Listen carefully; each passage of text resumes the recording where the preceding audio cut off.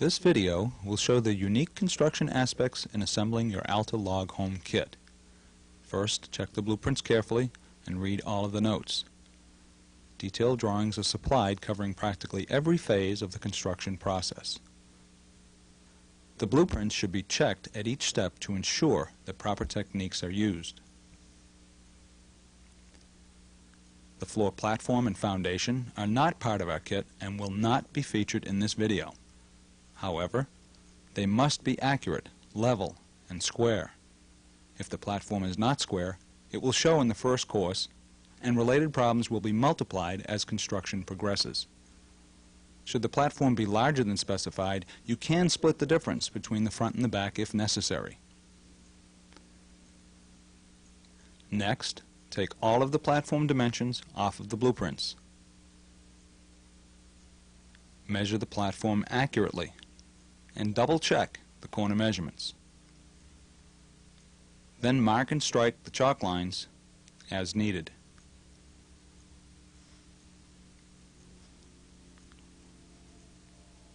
Consult the blueprint for placement of logs around the foundation perimeter. The logs should be sorted and stacked to allow you quick access when you're ready for them. Care must be taken when unloading and stacking to avoid scratches and gouges. Also, do not step on the logs. The logs are coated on the end for easy identification. The base logs are not marked on the ends and should be placed on their flat side so you can see the coating. Along the chalk lines, you must now place the locating blocks, consulting the blueprints for their exact location.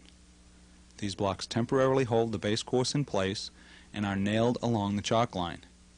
Install at least 2 per log and secure them with double-headed nails for easy removal.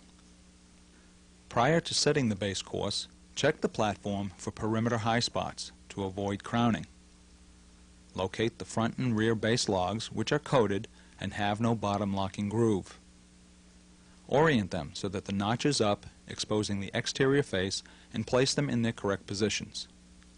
The interior log face must be set on the chalk line up against the locating blocks. Caulking is critical to prevent air infiltration. The log butt ends must be caulked with 2 beads to the top of each tongue.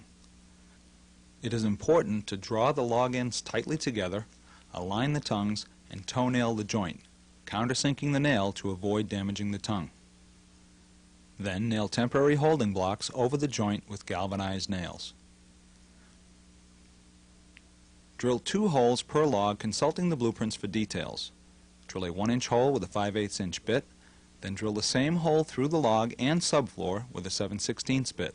Be certain to clear the floor joist by at least 1 inch. Place a bolt in each hole and secure the nut and washer on the underside of the subfloor. Loosely tighten the nut, as the final tightening will occur later. Mark the bolt location on the floor to avoid striking them when drilling for electrical outlets. Again, caulking is critical. The notched corners require additional beads of caulk for a proper seal. Caulk from the base of the notch to the top of the notch cut and the joint face. The bead in the notches must be continuous.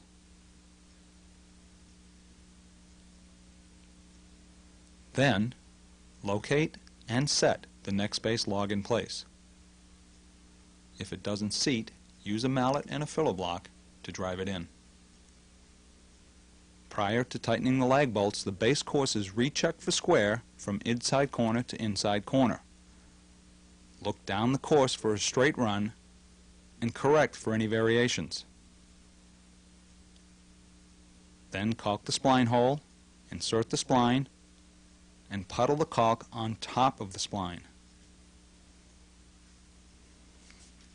Before the next courses are placed, the sawdust and chips must be cleaned off so the logs will seat properly.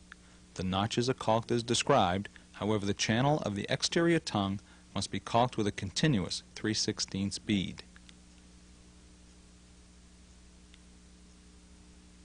Next, caulk the corner joint and extensions.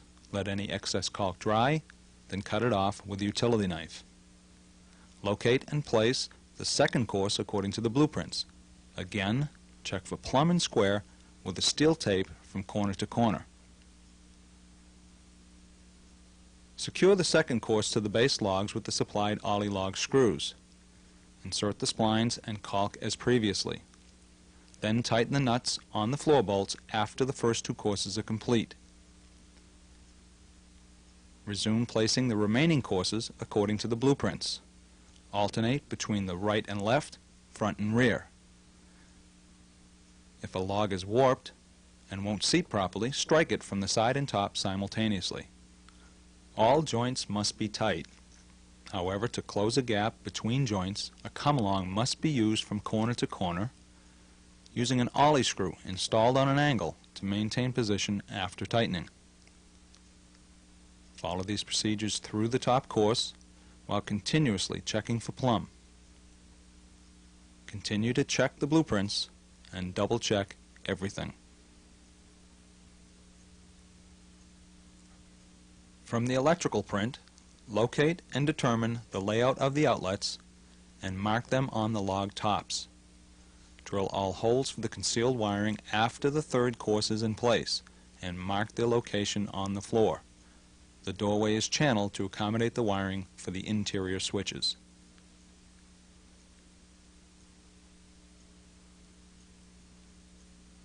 Per the blueprint, the wall stiffener location is marked and the foam strips are installed. Fasten the stiffener to the wall and caulk the joint to prevent light leakage.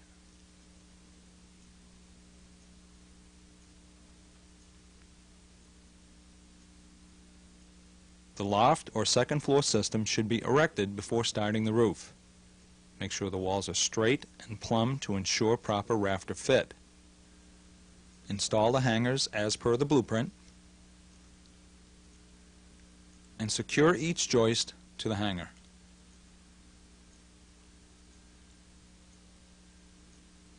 The joist hanger for the staircase must be notched into the joist for the landing.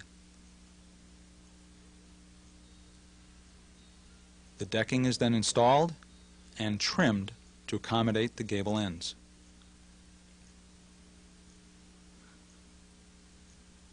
The gable ends are prefabricated and require field assembly. Pre-drill the bottom plate for spiking to the top course. Prior to installation, stops must be installed for accurate gable placement. 2x4s are then added for rigidity when the crane lifts the assembled ends into place. Ropes must be used to control the motion and prevent sailing during the lift.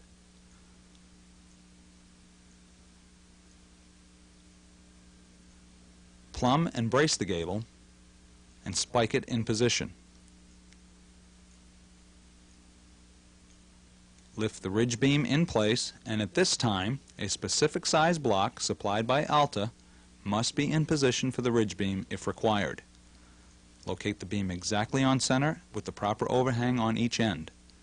The final gable end piece can now be installed. The crane must hold the beam in place while the support post is being positioned. The rear wall of the dormer is standard construction. Now we're ready to begin the roofing system. It is essential that the rafters be positioned carefully to avoid damaging the exposed finished surfaces. Once the rafter is placed in position, it is secured by toe-nailing the ends to the log wall and to the ridge beam. Next, the rafter filler pieces and dormer rafters are installed. The top of the rafter must be notched to accommodate the rafter straps. The fly rafters require cutting on-site and are installed according to the blueprints.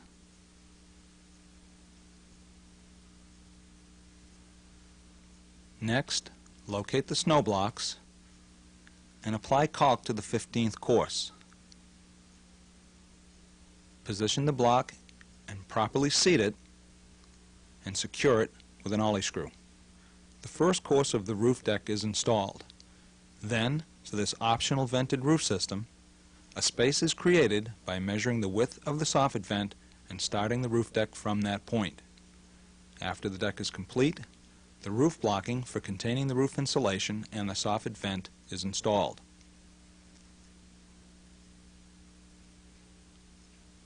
The double layer of insulation is positioned with the seams staggered for maximum seal. Next, the furring strips are fastened in place. The plywood nailer for the shingles is then secured to the furring strips. However, with a standard built-up roof system, the plywood is nailed directly on top of the urethane. This system provides a gap for venting at the ridge. The ice and water shield is rolled out along the roof perimeter, followed by tar paper and shingles. The porch is standard construction, and the rafters are joined to the plywood with roof straps.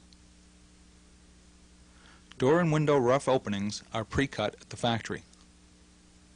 Caulk is then applied to the entire rough opening.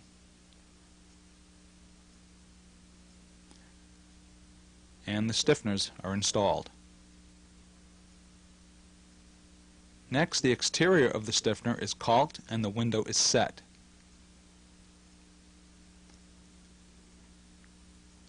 The interior void is filled with batt insulation, and extension jambs are installed to match the log profile.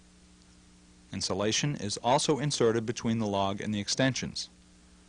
The caulking and the trim procedures for the interior and exterior are identical. You must caulk before the drip cap is installed, then apply a bead between the cap and the log face. The dormer and gable ends are standard construction. Therefore, the windows require block spacing for a flush siding fit. The door installation requires that the header locking grooves and the sill log be removed.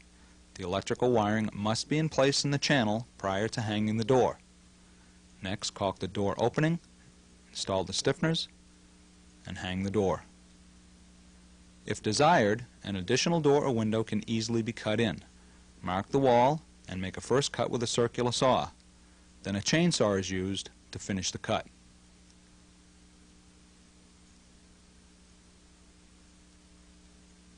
Follow standard procedures to install the half-log siding. Simulated log ends are provided for continuity of the log profile. They are secured with ollie screws and drilled from the bottom up.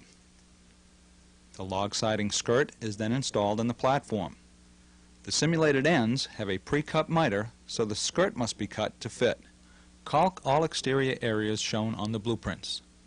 Silicone caulk does not work and should not be used.